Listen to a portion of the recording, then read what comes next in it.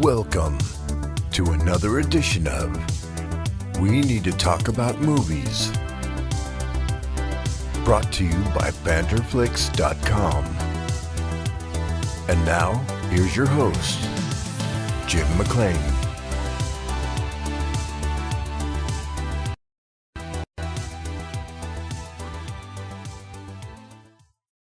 Hello. Yes, I am indeed your host, Jim McLean, the editor-in-chief of the Banterflix movie review website. Welcome to the latest episode of We Need to Talk About Movies. If this is your first time checking out this podcast, then welcome to the madness.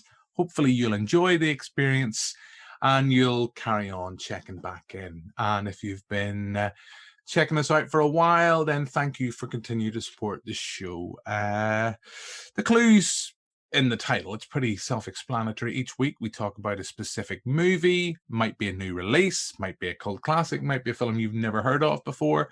I gather together some contributors and we chat about the film. Sometimes we do get a little bit spoilerific, but we try to have a little bit of fun in the process and hopefully you enjoy it too. This week, we need to talk about MJ Bassett's Rogue. The film's available on VOD now. You can get it on most video-on-demand services, but it's also available to pick up on DVD. Film stars Megan Fox, and I got a chance to speak to the film's writer, director, and producer, MJ Bassett, about the film. This is a shorter than usual podcast, but before I get into my interview with MJ, let's play a clip of the film.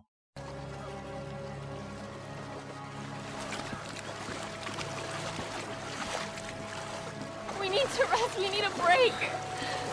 Please, we need a break. Come on. We need to rest. I can't do it. Take my hand. You don't know what we've been through. There could be anything. Get in the water. I'm getting in the water. If you don't get in the water, you're going to die.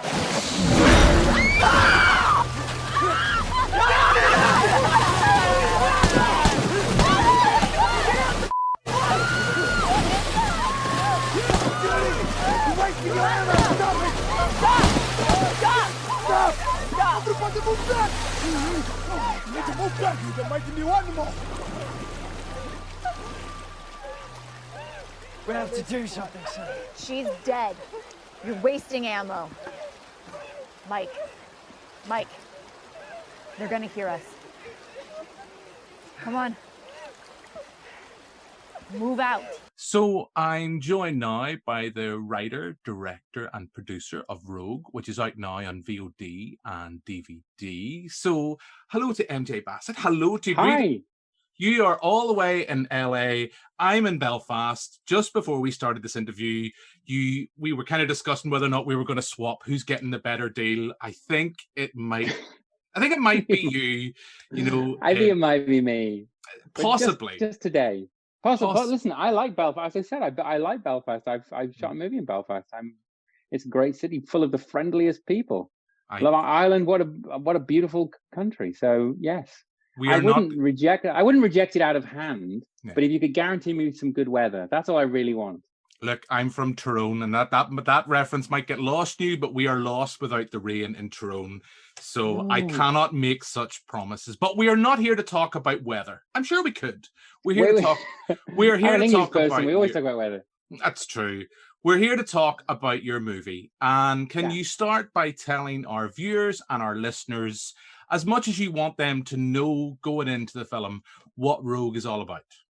Okay, Rogue is an action movie with a little bit of a horror vibe to it about a group of mercenaries led by Megan Fox's character who are sent to rescue a group of abducted girls from an Al-Shabaab, Al-Qaeda kind of organization in Africa.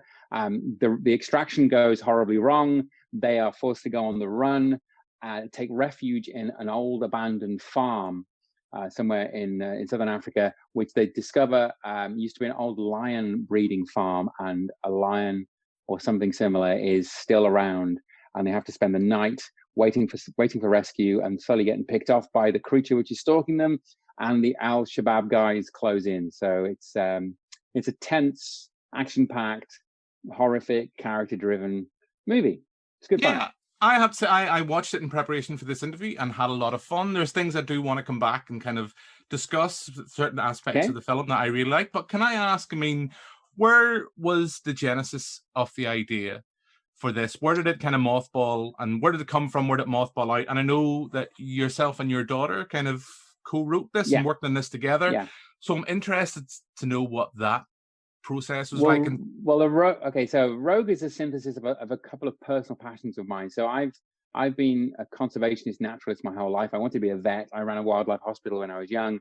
That's my great passion. I always thought that's the area of the world I'd work in, right? I wanted to be a wildlife vet in Africa. Didn't work out that way. I ended up on TV, and then that morphed into becoming a filmmaker and a kind of genre filmmaker. And I made a bunch of movies, a bunch of TV. Generally, those things are fantasy, action, sci-fi kind of things. I made lots and lots of action, and I love doing that. I love blowing shit up. I like doing gunfights. I like car chases. And when a producer friend of mine said, "Hey, do you want to make, or do you want to executive produce some low-budget movies which have an environmental theme?" I was like, "Yeah, but I don't want to executive produce them. I actually want to make these things." She says, "No money." I said, "Don't care about the money. Let's an opportunity for me to bring my passion for natural history and shooting in Africa and my love of shooting guns and blowing crap up into one movie." So then I kind of reversed engineered what would I like to tell a story about. And I'd read about lion farming in Southern Africa, where like 12,000 lions are in captivity right now, just being farmed for their body parts. They're bred, they're killed, their parts are stripped from them, and they're shipped to China or Vietnam or Southeast Asia, where traditional medicine uses them. And then some of those lions are also they're killed as part of canned hunting. So basically, the males are bred, and then they're taken out to be shot by some idiot who feels it empowers them to have a lion's head on their wall. And the cubs are used for the tourist industry. So if you go to Africa or somewhere and you have a photograph opportunity with a lion cub, it's almost certainly its future is to be killed for body parts. So we shouldn't do it. And I wanted to have a movie which had that as an underlying message without being just a depressing eco movie. Because I believe movies should be entertaining. That's what I want for my movies. So the story of Rogue, kind of like, how can I get this to happen? How can I have lions as my shark or my velociraptor, or the equivalent? Isabel, who's my daughter, who also appears in the movie, she's a really good writer. So I pitched her this idea. We kicked it around. I said, "Hey, I'm busy shit. I think I was making Altered Carbon or something at the time." I said, "Don't have time to write this. Can you give me a first draft, see what it looks like?" She wrote the first draft, then I rewrote it, and then we argued about it, and then finally the script became what it was, and that was the evolution of the process.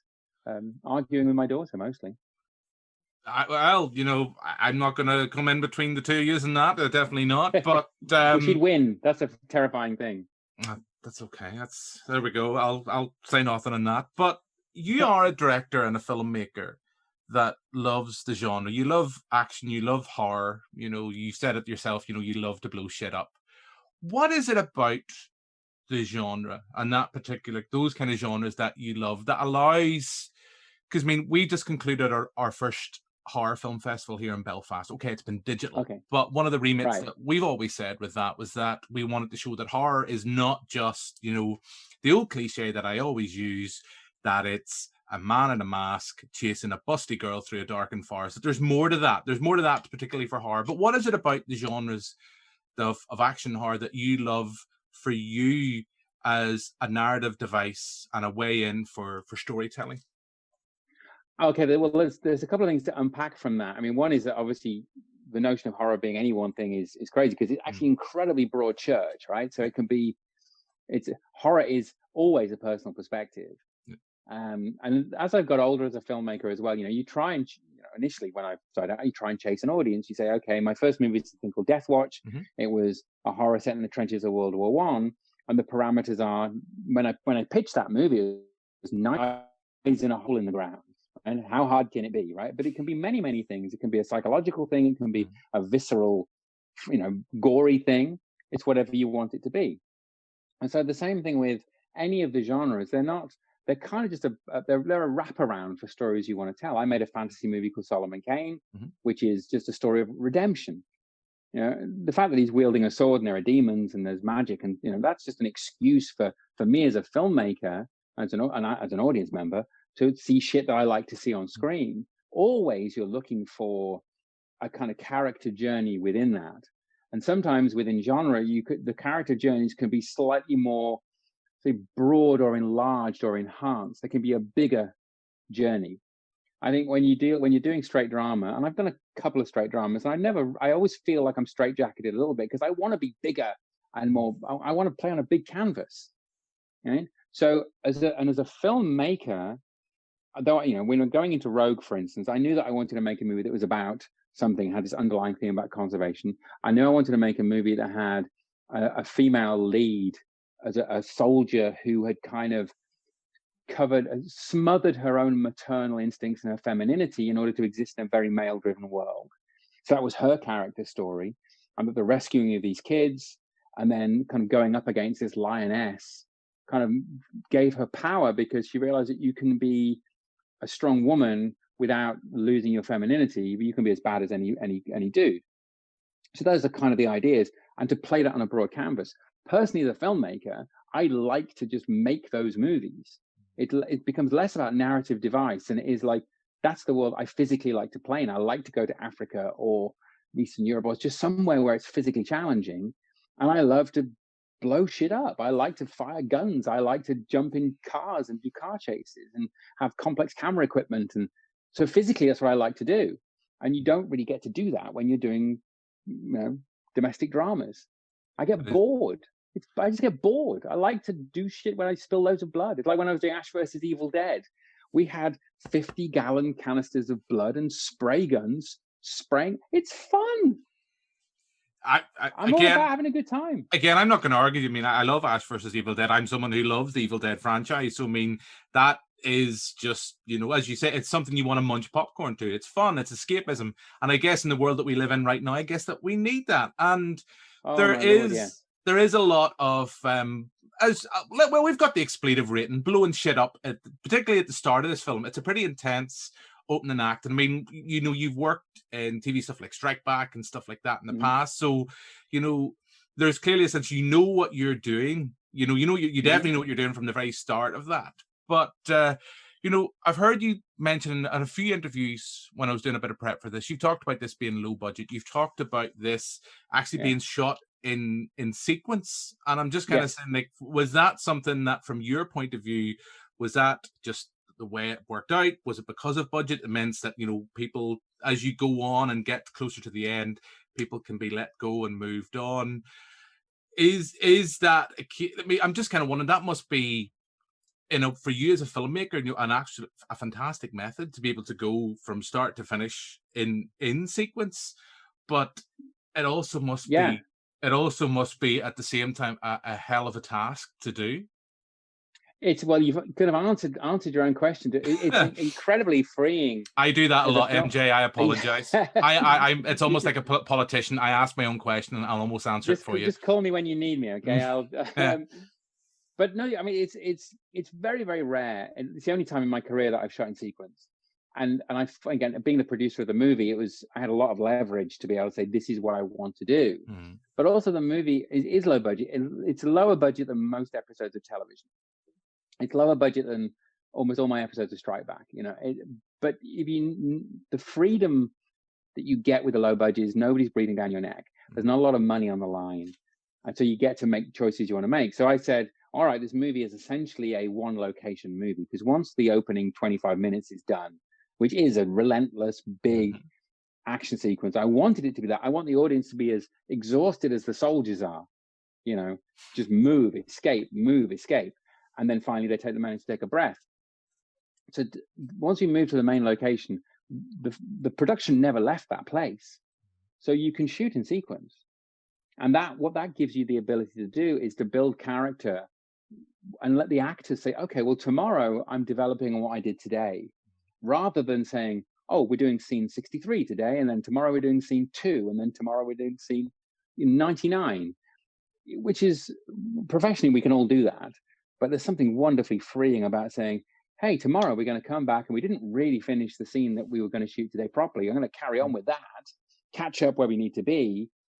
It's a wonderful, freeing, creatively empowering way of working. The budget of the movie was so low that nobody was saying, do it another way. I'm like, this is what I want to do. As I ran into problems, technical or financial. I just go, okay, I'll write something different. I'll write a different piece of dialogue. I'll have the character do something else. If like Sisander, who plays Patar, like hurt his knee, and it's like, okay, your character's got a limp, right? It's like, great. There we go. And you employ all the techniques and all the skills that I've learned over 20 odd years of doing this now, where I can go and make a movie like Rogue, which takes all my strike back knowledge, all my making TV knowledge, because TV shoots really quickly. You can then say, okay, I know how to make this. So when I pitch the script to my finances, they're like, well, this is going to cost a fortune. Like, no. Tell me how much you've got. I can make this for that. And I know where I can sacrifice stuff. I know where I'll compromise. I'll have 2 Jeeps in the chase rather than 3, or this or that, or I won't have this piece of camera equipment on that day because I know I don't really need it. Mm-hmm. There's no indulgence. There's no fat. But that only really comes with experience. So, my first movie, Death Watch 20 odd years ago, and then this movie, the budgets are kind of the same, actually. I've been through bigger budget stuff, and I've actually comfortably come back down to smaller because of control. It's all about creative control. Was there a sense, in a way, from listening to you speak, MJ, that it was almost liberating in a way, working on a project like that, compared to, because as you said, you have worked on bigger budget projects, you've worked on big budget or on TV and things like that as well. Mm-hmm. But to work on a project like that, it must be, from a pure filmmaker point of view, it must be wonderfully creative. It must be wonderfully liberating to be able to work, out on location, out on set, and as you're going to say, filming linear and working on this very minimalist budget. Yeah, it's freeing, and you got to. The money's the thing. Money and time are the same thing in filmmaking, right? So that you haven't got much money, then you haven't got much time. You haven't got much time, then you can't do the things you want to do unless you really, really know what you want to do and how you can do them. There's not a moment where I'm sort of pondering what my next move's going to be. Like, oh, I wonder if I'm going to put my camera next. It's not. Camera goes there, it goes here, it goes there. We're going to do this, we're going to do that, we're going to do this. And it absolutely just gives me, you take responsibility. I take responsibility for the good movies I made. I take responsibility for the bad movies I made. It's just what I've done, right?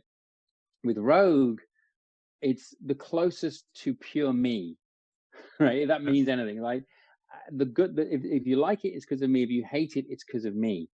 Right? My producer was a fantastic partner on this. She helped, she organized the finance and made the movie work. But as the other producer in it, I'm the one who drives everything else about the production. Yeah. And it's great. And then surrounding yourself with a cast of people who are like-minded. Megan was an interesting choice, and I'm sure we'll talk about Megan in a second. But so she was the unknown element to making this. Everybody else in the movie, Philip Winchester and Brandon Orett and Susanna Henner and Greg Krieg and even Isabel, my daughter, I knew them all from other stuff. So we came together as a kind of a group just to make this movie.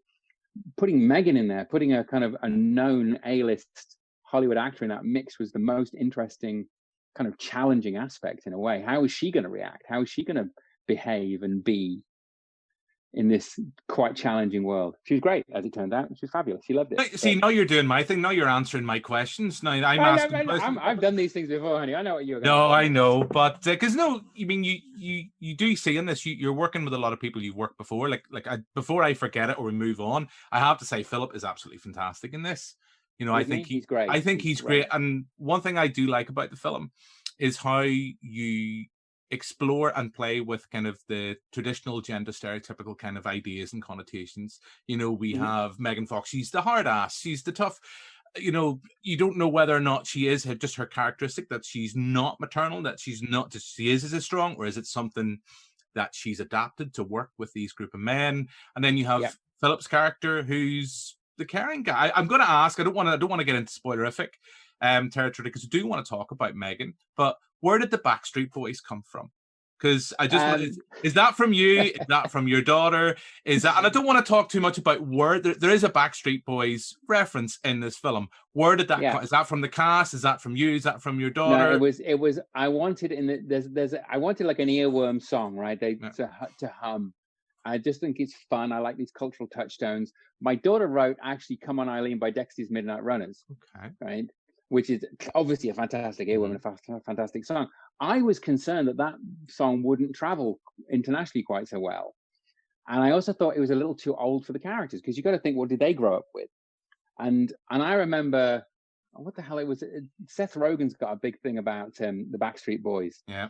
And he made a movie called The End, I think it was, which and that song always stuck in my head. And I'm not a Backstreet Boys fan, but damn, that song was catchy. So I thought we'd write that in, never thinking that it would end up being Backstreet Boys, because we couldn't afford them. And then like 2 days before we're shooting, and it's in the script, I mean, the words they're singing are in the script. And 2 days before shooting, I said, do we have the rights to this? You know, it's like they're singing on day one of the shoot. So we really need to make sure. And nobody bothered, you know, me, I'm the producer as well, but none of the production had got so we had to make this panic phone call, get the script to their management, have it approved. So, and they turned out, I mean, I don't know whether the boys read the script or how we got it, but they approved it for a very reasonable price, it has to be said.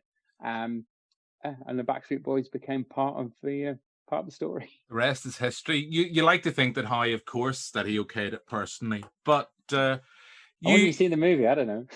We'll have to wait and see. But for you mentioned Megan there, and Megan was kind of, as you say, the unknown. I mean, I love her as a performer. I mean, yes, she's known for the Transformers, and you know, we've seen her do action stuff. Here she's being kind of the central badass is the better way with her character. Being the film I love her the most is Jennifer's Body. I just think she's amazing in that film. I think that's a great horror film. But what I mean, you know, bar the kind of thing you were saying that she was great and stuff. What did you find from that great unknown of working with Megan Fox? How did you find that? How did you find her as a performer and getting her kind of geared up in what I think was it 22 days you shot this? 21 days, yeah.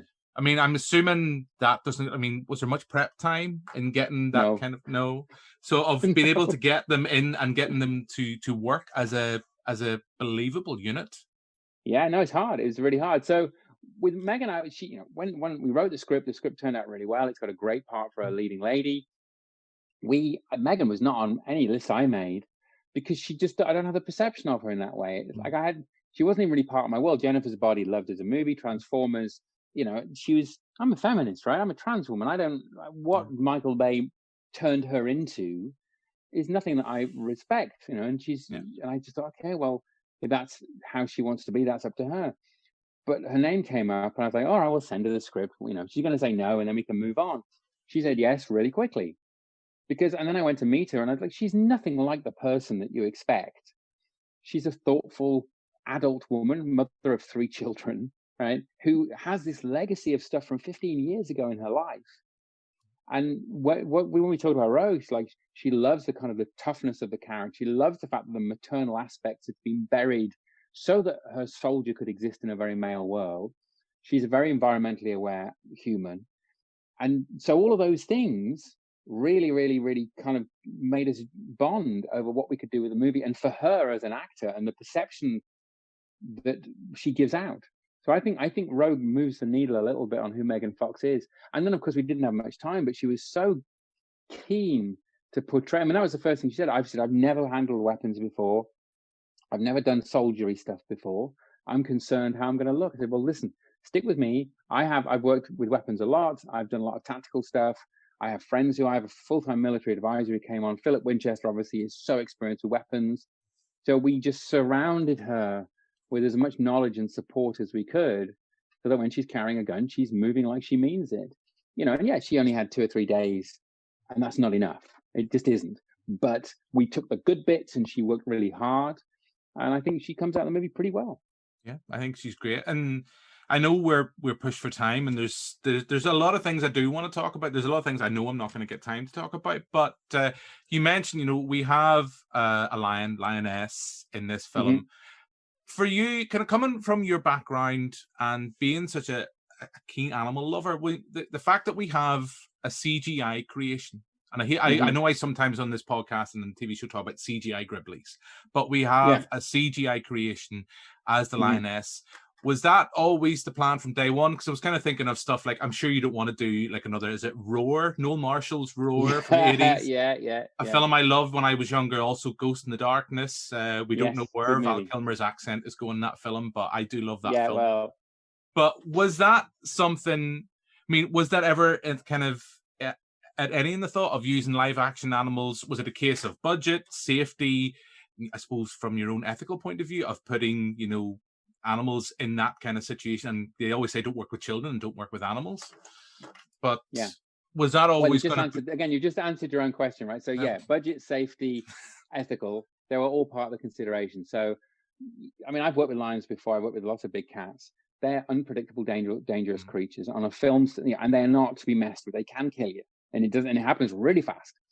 So, but obviously in the movie, she's a predator. I wanted to see a lion in a predatory mode, and no animal handler who I know who's ethical will want their cats to behave in that manner because they're in hunting mode, right? So we knew very quickly that real lions were not going to be part of the package, and also the amount of time it would take. I just don't have that indulgence to wait hours and hours and hours for a little bit of behavior that kind of looks right, and then you could kind of cut it in and see if it would match. So very quickly, the real lions. I mean, there are real lions at the very beginning of the movie. And actually, when I was staying in Africa, I stayed near those lions. I could hear them roaring every night. They're amazing. So we spent a lot. So the CG boys went to look at those lions and take measurements and take photographs and try and kind of match our lioness. There's a little bit of puppet work, but we ended up with CG. And the problem with CG, of course, is it's very difficult to do. It's extremely expensive. And, you know, so you fall a little bit before the stall. So like you want it to be like Life of Pi, but you end up with what you end up with. And also, so the trick is to reduce the amount of lion, reduce the monster, make it like Jaws. You know, she's just out there in the darkness. And you know, if there's a bit about the movie I'm less happy with, the CG is not as good maybe as I want it to be. But that's kind of what it is. It's a $2 million movie, right? So that's what you get. And I would never want to put a real animal through the stress of being on a film set unnecessarily. I'd rather take slightly wonky CG over feeling bad about my ethics. Yeah, because funny, I watched Rogue in preparation for this, and then I went back and rewatched The Ghost in the Darkness, a film, as I say, I absolutely adored when I was younger. Now, viewing it as a supposed adult, there's issues and problems, but let's not go there.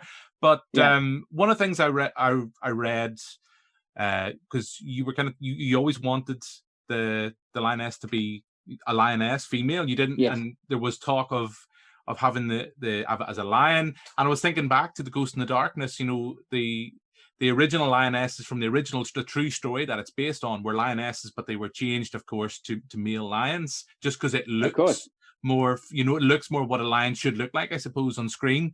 So just kind of, can you just touch on that, you know, that kind of, that argument, that discussion? I suppose it's kind of a short argument when you're the producer. Have I answered my own question again? Yeah, a little bit. Well, no, because I'm a producer, but I have a financer, and the financer says, "Hey, I can sell this movie better if it's a lion with a mane, right?"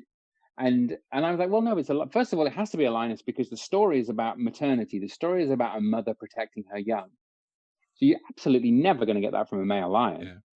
And also, the lioness reflects Megan's character. So there was so many narrative reasons for that. And by the way, I think you'll find The Ghost in the Darkness, those were two maneless male lions. Apologies. If you read The Man-Eaters of Savo, which is based on, I think because I think one of them's in a museum at the Smithsonian. Yeah, you're correct. Yeah. But anyways, still, your comment stands because they used maned lions in Ghost in the Darkness. But I think, people expect a certain thing, and you want to subvert the expectations. And to me, a lioness is the elegance of what a lioness looks like. It's like a tiger, you know. The lines are perfect. For me, a male lion looks like John Bon Jovi from the 80s. You know, it's like that big mane. And some people would like that. You know, some people would. Hey, I'm a Bon Jovi fan, honey. I think you look great, but you know. In the 80s, not now. Exactly. The big hair in the 80s. I want to bring the interview to a close because, as I say, this is junket. You have other people to speak to. But the film does close with some facts and some figures that I know you want. And I know you've touched on that early on in this interview. Can you just touch a wee bit on that again? Tell us about some of the facts behind, you know, some of the things you wanted to bring about the film.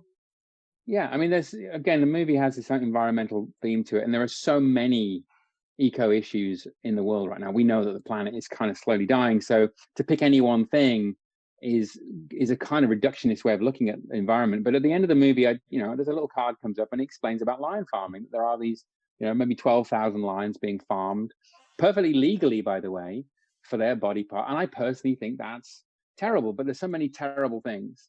But I would have given more information. I was only allowed to do so much. The Directors Guild doesn't allow you to put links to charities or websites or information. But really, the film exists. The film entirely exists so that people will read that card at the end. It's so important to me to not want to be preachy. You can watch the movie entirely and enjoy it. I hope it's an enjoyable movie no matter what happens. But if you get to the end and you read the card and you realize, I'm not saying give money to a charity. I'm just saying be aware of the terrible things we're doing. And I'm not saying go vegan. I'm just saying, wow, if we're doing this, if traditional medicines are doing this, the destruction of the habitats of these animals and the animals themselves is bad. Just be aware. The movie I've just come back from Kenya making another movie, and that's got a poaching theme to it as well. And I try not to be too Western about it, and like saying you shouldn't do this because our view is right and your view is wrong. It's just like, as moral creatures, surely there's a better way of living in the world. Yeah, I think that is a lovely sentiment. It's a lovely sentiment to bring this interview to a close on. Hopefully I'm not going to answer any more questions. I can carry on this interview and answer all these questions Yeah, you do myself. do it without me. I'm gonna that's a way. Well, it'll all be good. But MJ Bassett, thank you so much for your time. And as we said at the start of this interview, the film is out on VOD and DVD now. Thank you very much. Thank you. Bye-bye.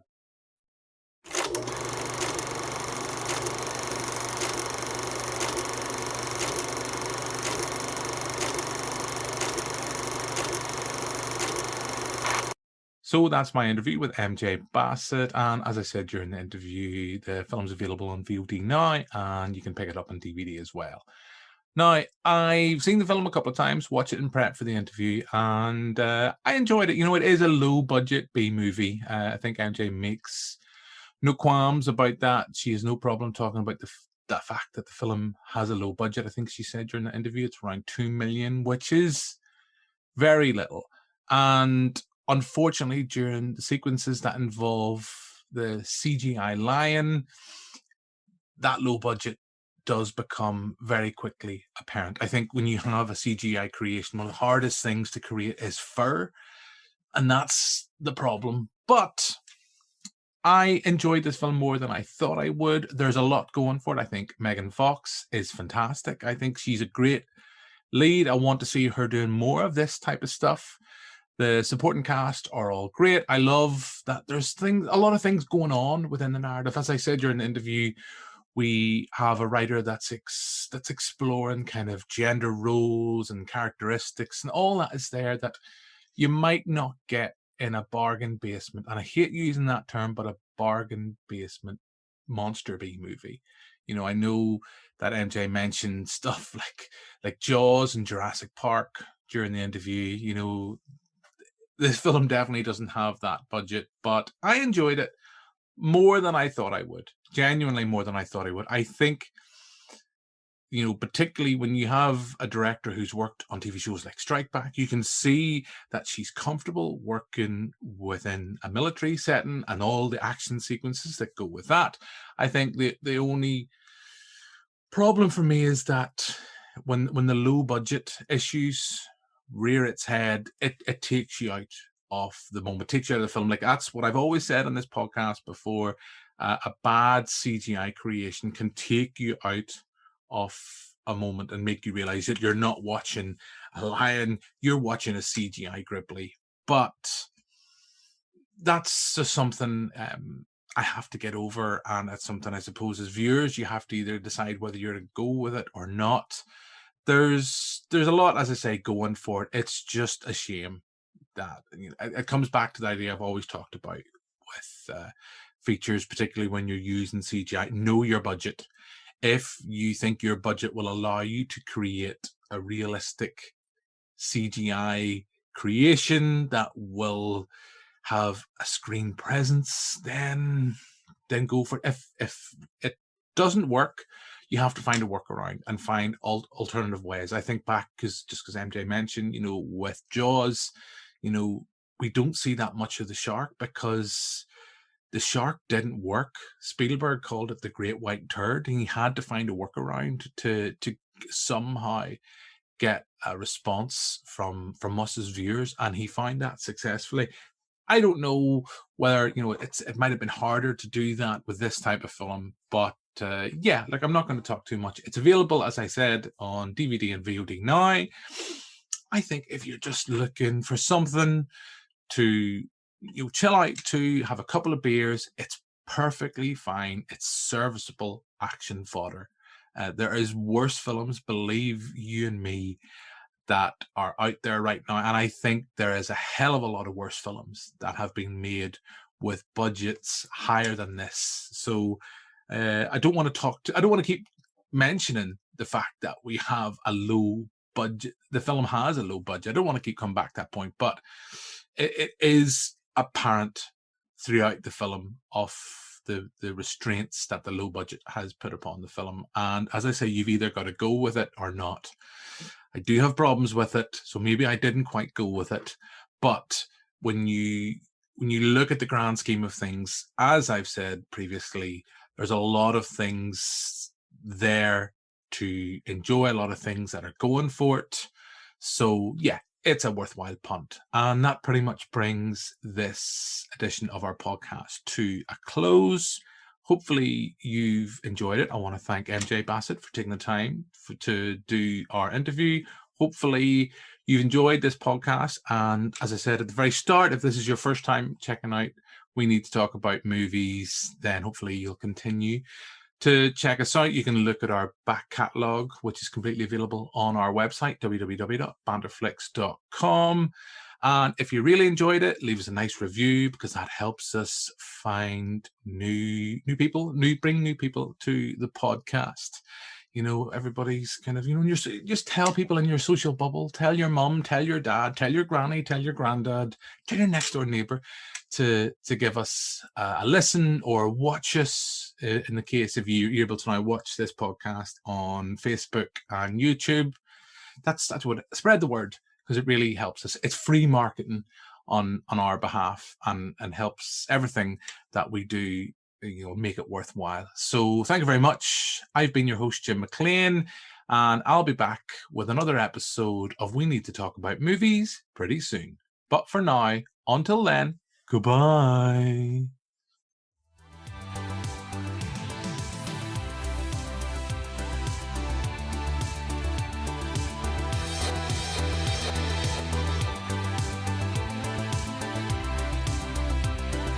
This has been We Need to Talk About Movies. Thanks for listening. For more information, visit banterflix.com. See you next time.